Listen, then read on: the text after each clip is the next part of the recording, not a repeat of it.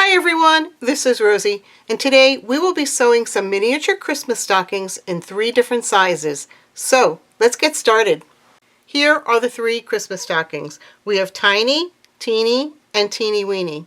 They are all made with 100% cotton quilting fabrics and they are fully lined. I've used some ribbon to add a hang tag to each one of the stockings. The largest one will hold a gift card.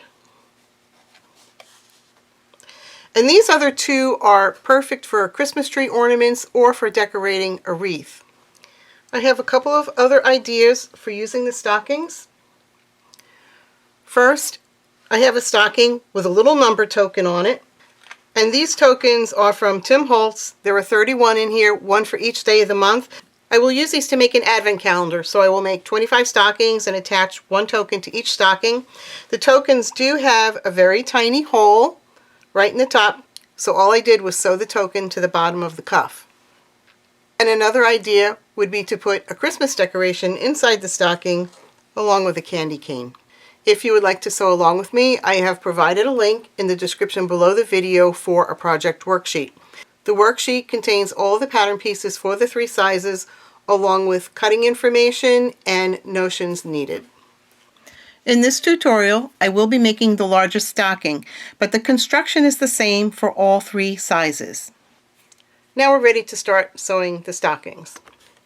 For each stocking, you need to cut out 2 pieces for the exterior, 2 pieces for the lining, and 2 pieces for the cuff. Now, for the boot part of the stocking, you want them to be mirror images for both the exterior and the lining pieces. And I've also cut out a piece of 3/8 inch ribbon for my hang tag. Now in the worksheet I give some suggestions for how long you need to make that piece of ribbon, but it's totally up to you. If you want it shorter or longer, you can adjust the size accordingly. Now the first thing that we want to do is attach the ribbon to one of the lining pieces. It doesn't really matter which piece you put it on, but I tend to put it on the piece where the toe is facing towards the right. And we're just going to pin it to the very top, and I will hold it in with a little pin. And you want to set the ribbon about 1/4 of an inch away from the edge. And we will secure that with some stitching. To sew the stockings together, you're going to take an exterior piece, the cuff, and a lining piece. You want to make sure that the toes are pointing in the same direction, and then we'll just place the cuff right sides together with the exterior. And I'll put a clip just to hold that in place. And then on the other side of the cuff, I will clip the lining piece.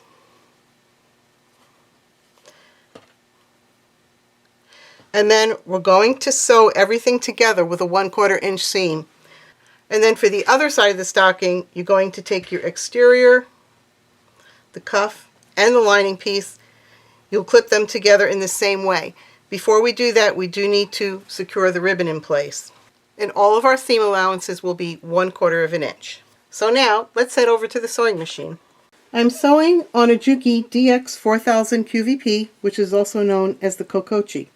I will be using a stitch length at 2.0 for the entire project, and I'm going to start by securing the ribbon in place, and I will just baste it about 1/8 of an inch away from the edge. And I will backstitch over this a couple of times.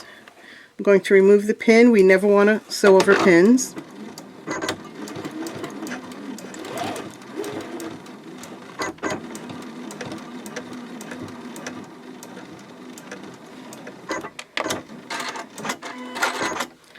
And now that I've done that, I can go ahead and clip the cuff to the side of the lining here, right sides together.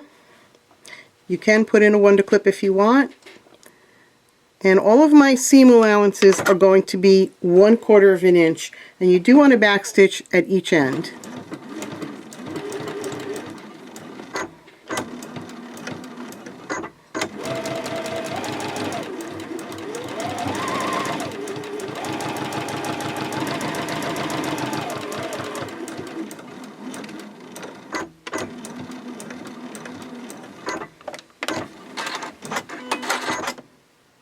Now we can sew the exterior to the other side of the cuff, and again you want to make sure that those toes are pointing in the same direction. So I'm just going to line this up, and again if you're more comfortable pinning or clipping, that's fine. And we will sew straight across with the 1/4 inch seam. Back stitch at both ends.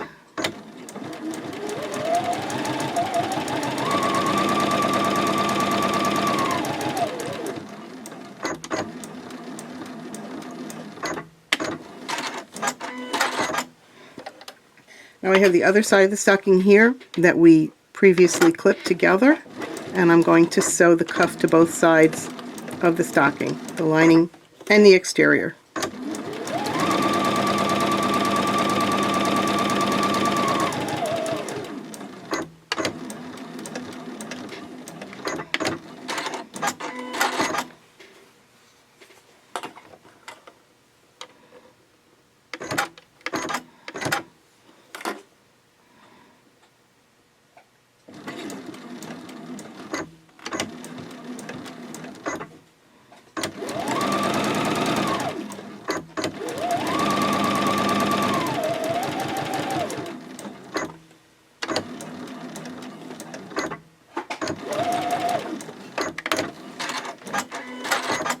Next, we want to press our seams open, and I want you to place your pieces down just as you see them here. So on this side, you're going to have the exterior and the lining, and on this side, you'll have the lining and the exterior. Now, when we do our pressing, where we have our tab, we want that seam to be pressed towards the toe. So I'm going to turn it this way, and I'm going to take my iron, and I'm pressing these seams towards the toe of the lining. And then on the opposite side, I'm going to press the same way, but now I'm pressing my seams towards the toe of the exterior. Now we can clip the two sides of the stocking together for sewing. You want to place them right sides together, matching the exterior sides and the lining sides. I like to start by clipping where the seams are. So you'll just match up those seams and put in a pin. And for this part, I do like to use a pin. Now, because of the way we ironed the seams, on top here you'll see my seam is pointing towards the right, and on the bottom side the seam is pointing towards the left. And because of that, we can slide these seams together and they will lock in place. So now I will pin the ones on the other side, the seams on the other side, and I just slide them until they lock, and you're going to feel them butt up against each other. If you do a lot of quilting, you will already be familiar with that technique.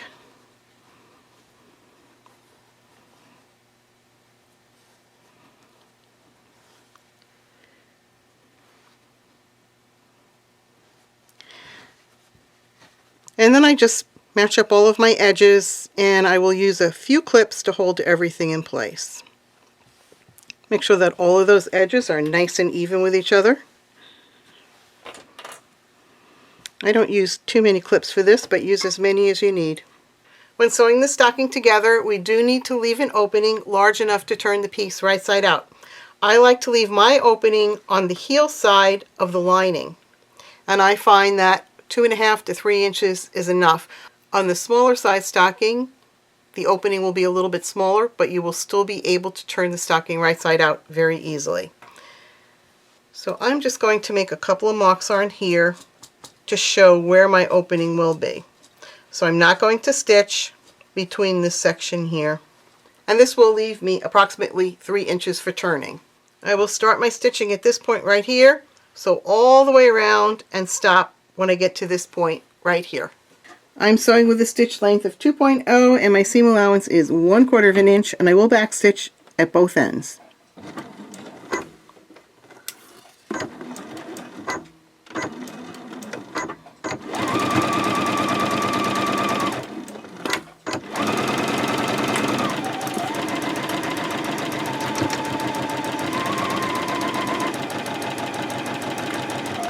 When you get to the curves, you just want to go slow.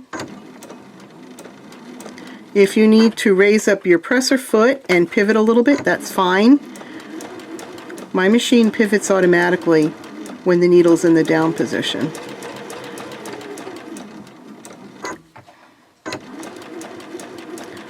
So just take it slow around those curves.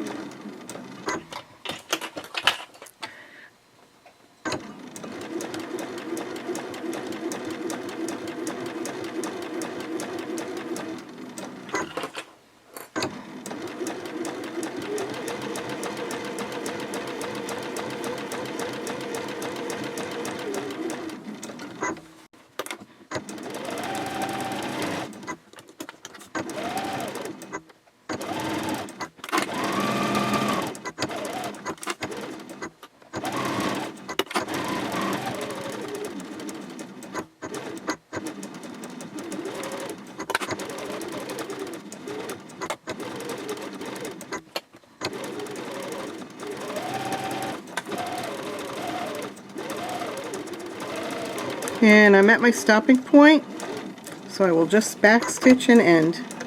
Before turning our piece right side out, we do need to clip our curves. You can do this in one of two ways. You can use a pair of scissors and just make a small V within that seam allowance, just like this. Be careful not to cut into your stitching. My preferred way for this project is actually to use a pair of pinking shears. So if you have them, this is a good time to use them. And I just clip around. And again, you just want to make sure that you do not clip into your seam.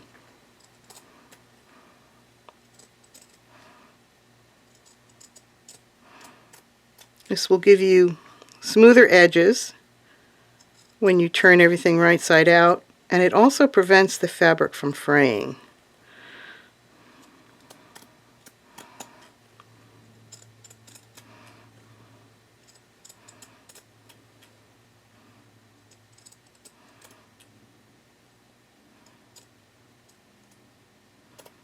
And that's about as much as I do on each side.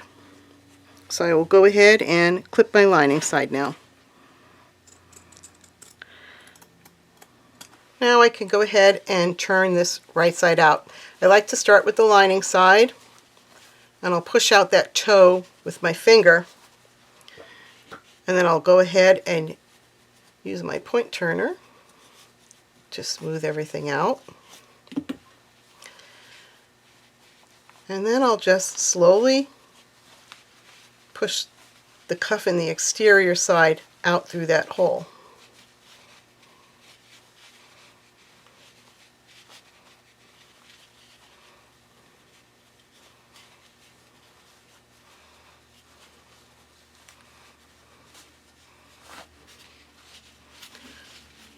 And again, I'm going to start just by pushing that toe out with my finger.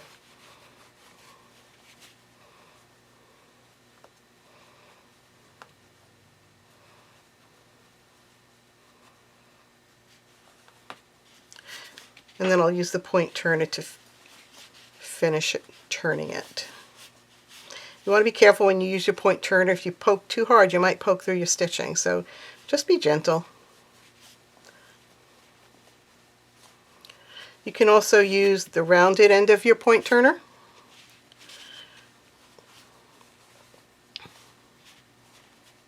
And just push gently.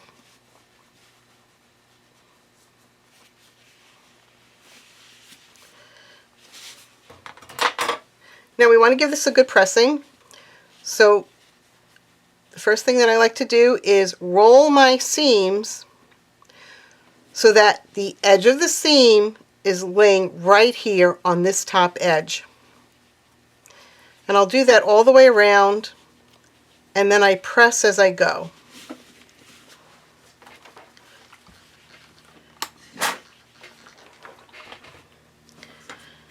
And if I need to, I will also get my point turner back in there to help me roll out those seams.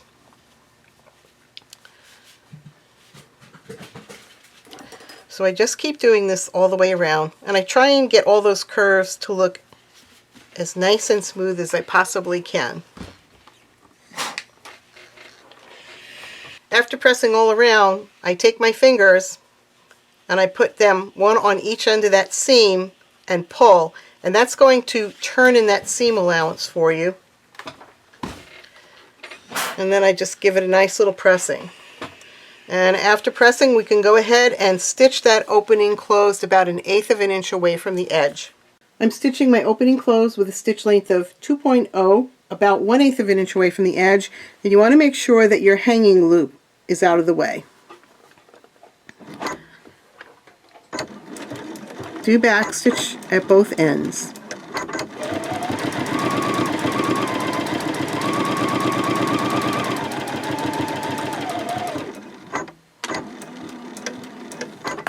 We need to stuff the lining side of the stocking down into the exterior. The first time I ever did this, I said I would never make another one of these stockings ever again. But I worked at it and I figured out a way to do this easily. And it's easy to do even in the smallest stocking. So the first thing I do is pull the lining away from each other on where the toe is, and I kind of stuff it down in there a little bit. Just like this.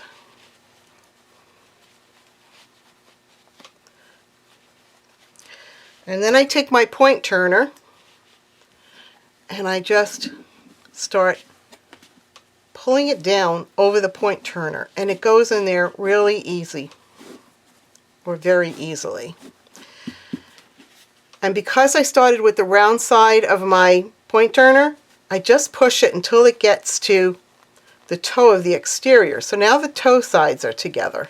The toe side of the lining and the toe side of the exterior. And you'll be able to feel it in there. Then I hold it and I pull this out. And then I just start pulling up the exterior, just like this. And then I take my point turner again and get it in there. And now I want to try and get the heels to match up with each other. So you're just going to work the point turner basically. You know, I go back to the toe, make sure that the toe is still lined up, and I push the heel sides of the stocking together. It's really not difficult at all.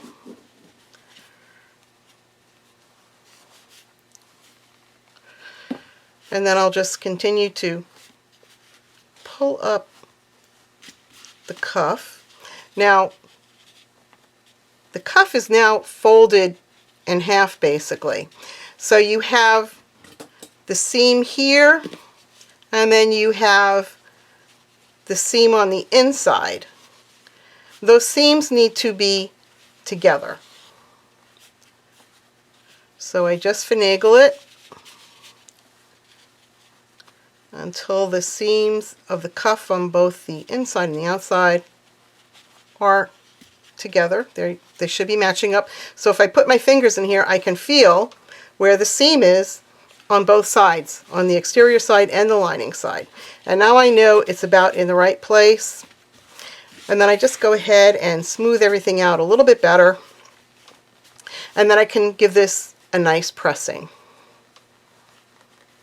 Now that I have everything laying nice and smoothly in there, I just go ahead and give it one final pressing.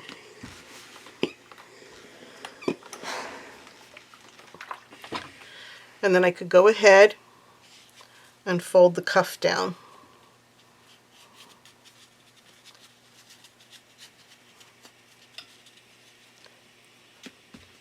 And press again.